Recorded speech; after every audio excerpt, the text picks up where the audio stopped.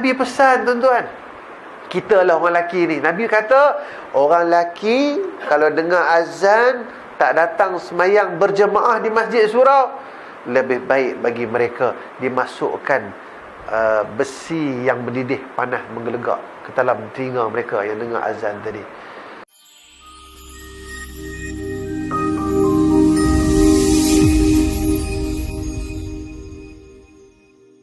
Jalan seorang, pop jatuh bawah. Nabi menangis.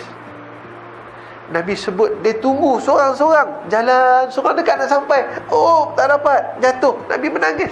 Maka saat itulah tuan-tuan, Nabi doa dekat Allah. Nabi kata, ya Allah, kau akan bagi peluang aku berdoa.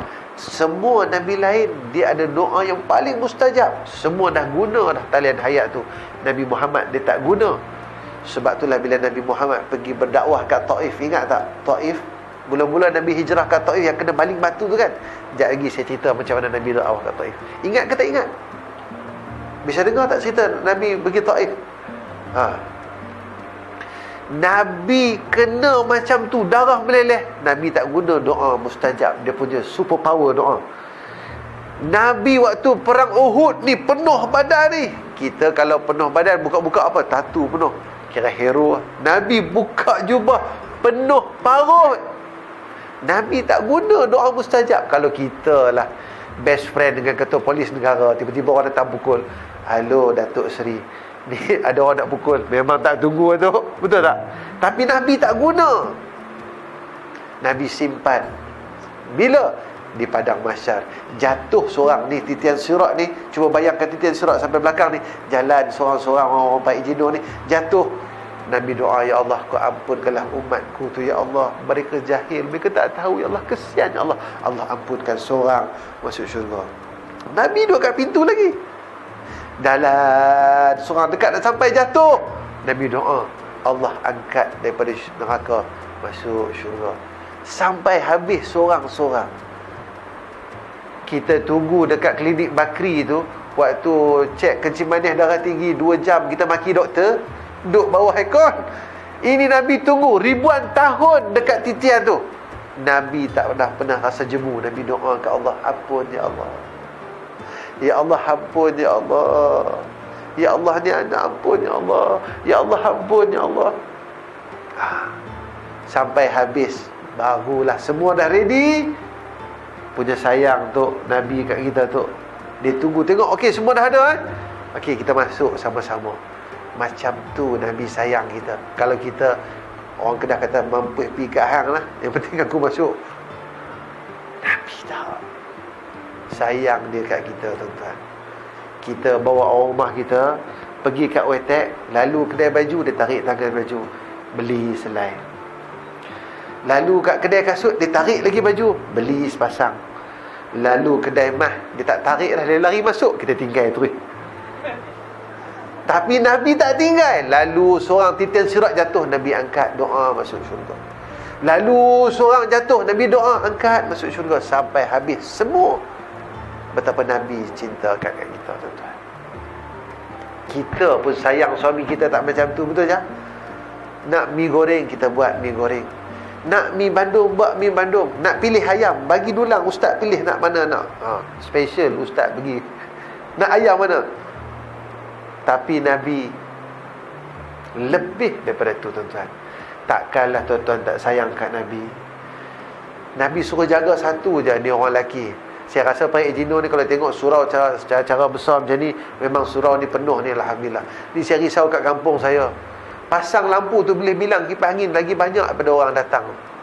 Sebab Nabi pesan tuan-tuan, kita lah orang lelaki ni. Nabi kata, orang lelaki kalau dengar azan tak datang semayang berjemaah di masjid surau, lebih baik bagi mereka dimasukkan besi yang mendidih panas menggelegak ke dalam telinga mereka yang dengar azan tadi. Ajah sayang ada orang rumah je, kalau sayang dengar azan, dia tidur atas katil je, buka silat sending je.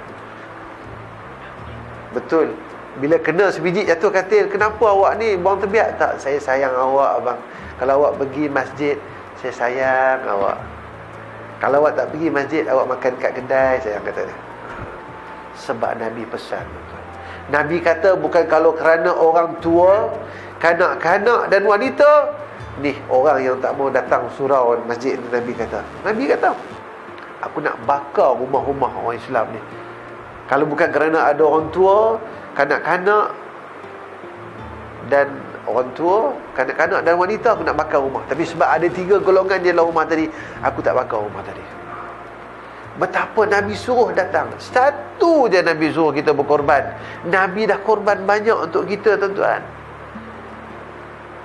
Nabi korban, Nabi susah payah semata-mata nak bawa kalimah la ilaha illallah, nak bagi kita mengucap la ilaha illallah tu je.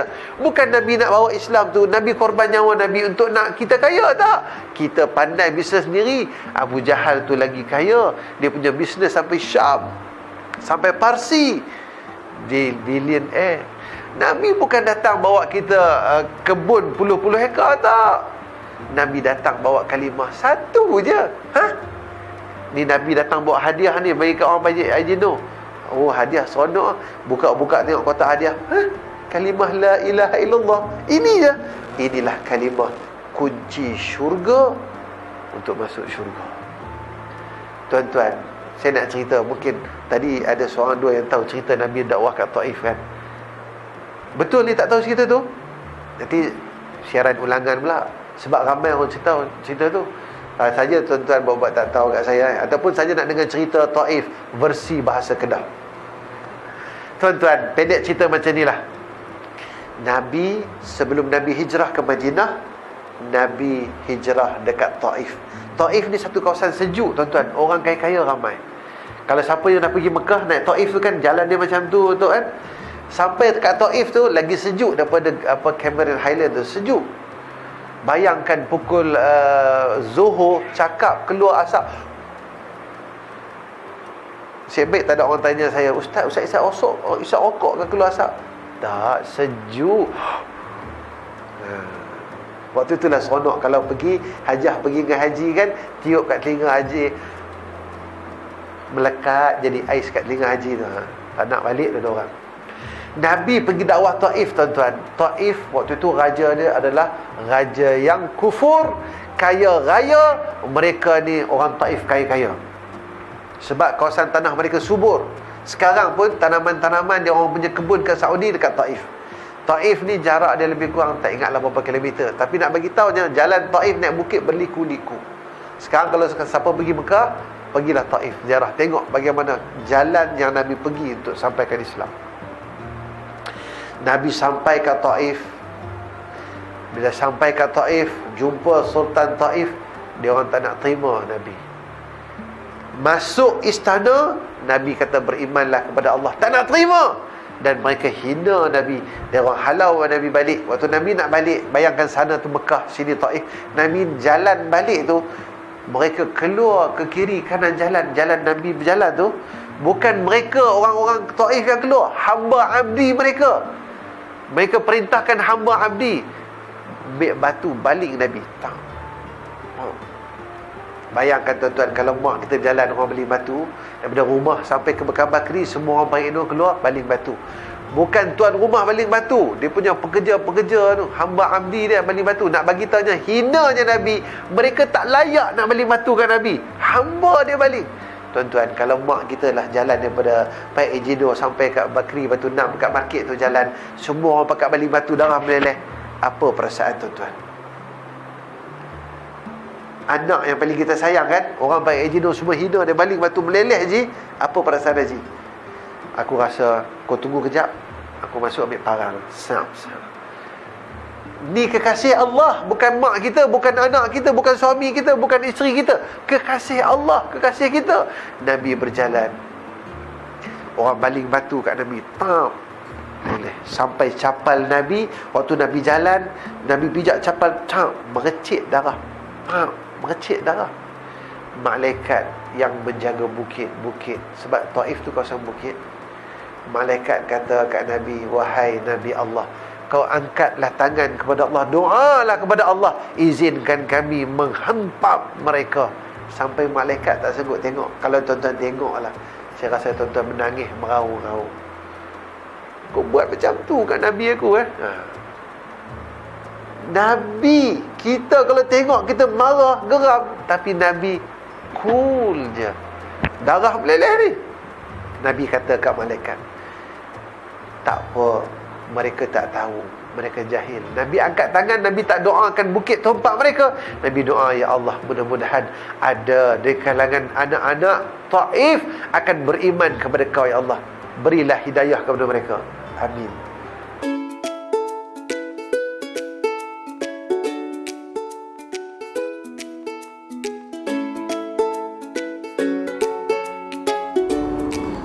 Bismillahirrahmanirrahim.